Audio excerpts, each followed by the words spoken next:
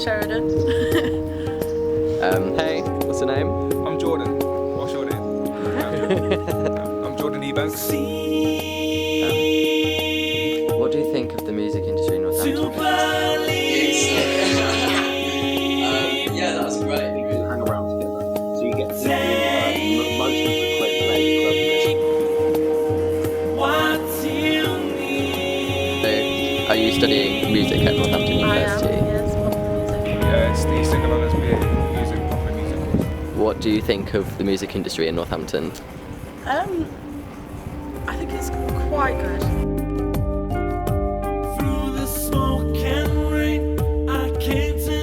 What do you think of the music industry in Northampton? Do you think there's a lot of opportunity for gigs? Northampton compared to London, London's a lot more busier place, but at the same time, there's like a lot of social media as well. But no,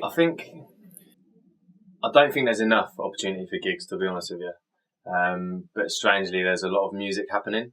So I think a lot of people mainly sort of try and make it happen for themselves. For instance, we put our own nights on to enable us to be able to play to people here. But there's not much to go by in terms of promoters and local stuff looking for bands to play for them and things like that. So there is a lot more opportunity in terms of lots of the industry are based in the capital and the big cities such as London and Manchester. But if you can manage to find the right people and promote yourself in the right way in your local area, then you have as much opportunity. To be honest, no, because Northampton is generally like an older generation town. Like, there's a lot of open mics there for older people. Sounds bad to say, but in terms of like kids, us, there really isn't anything there for us other than, the stuff that we do with the SU. I think there could be maybe more places open for free music, but obviously it's quite hard to get anywhere really, not just in Northampton. there's enough venues, but I don't know how to kind of get into play at all of them. Yeah, because Northampton's a smaller town, so it's more local compared to London, which is a city.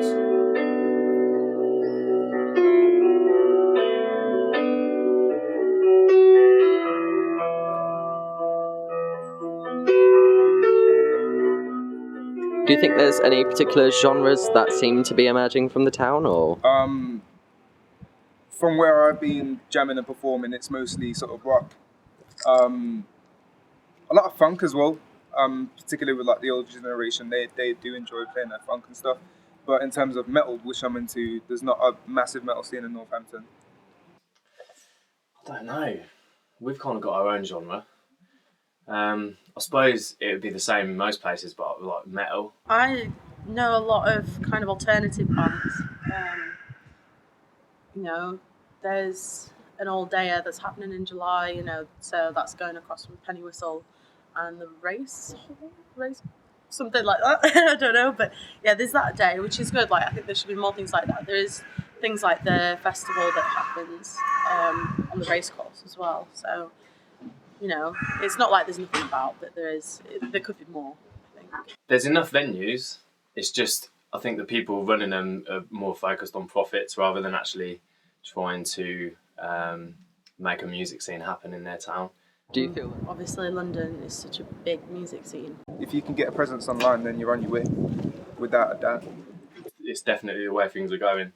I think creating an online presence for yourself is essential. Because it's just the done thing now, it's everyone's first port of call before they think about the radio or think about a music video. They think about YouTube.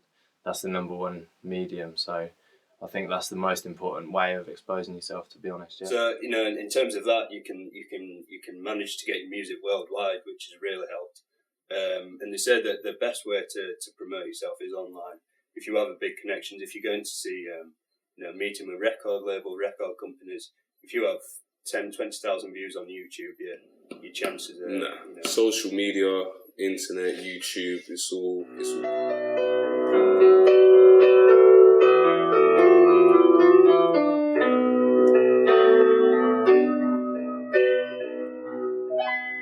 Like people like Billy Lockett, who's got to number 40 in the UK charts quite recently, unsigned, who doesn't really play in Northampton, but he's got a wider spectrum. His UK tour in March is sold out, so he's going off to do other things. And then you've got stuff like the New Cassettes, who are really big, but they don't even gig in England because they're always in America. So there's loads of different facets of our music scene, and it's very vibrant at the moment. It was a bit quiet a couple of years ago, but now it's just sort of developing and growing and growing and growing.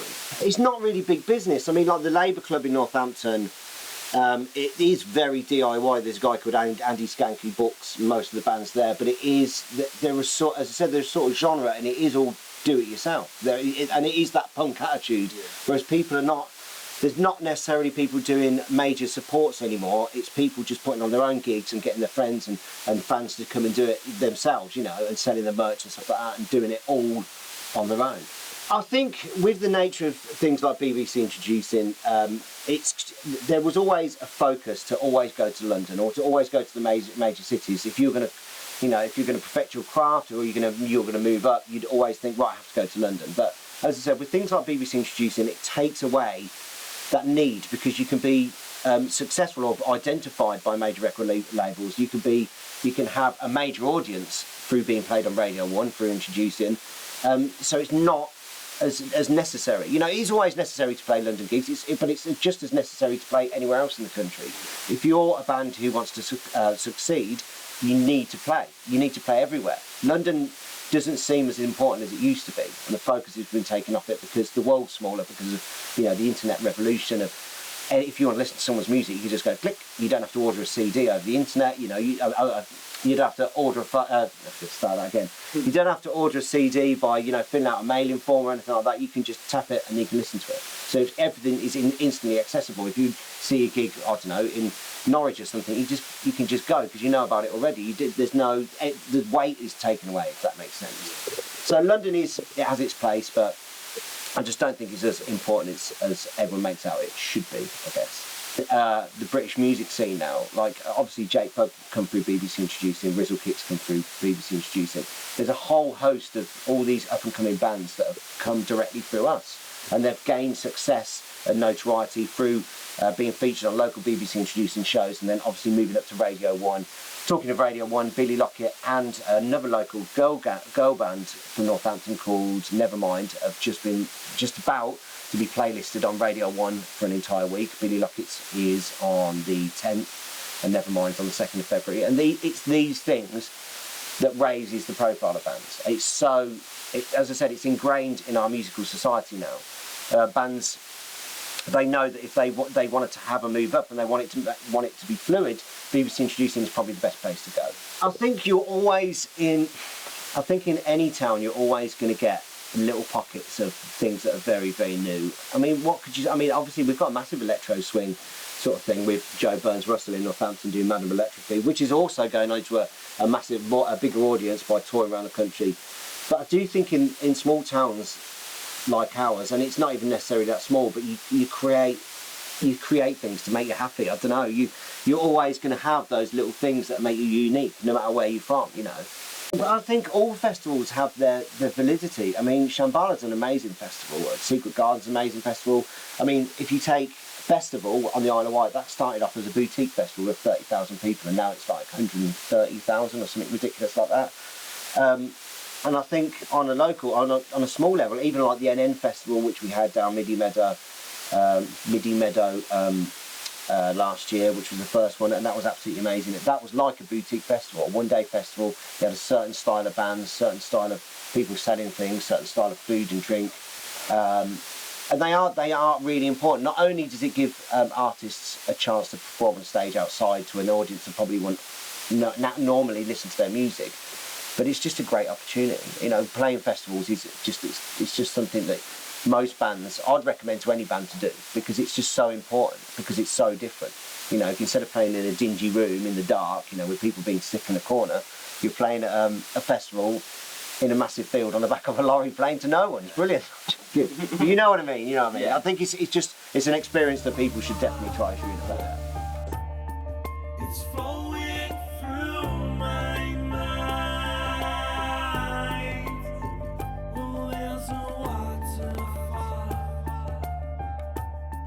It's flowing.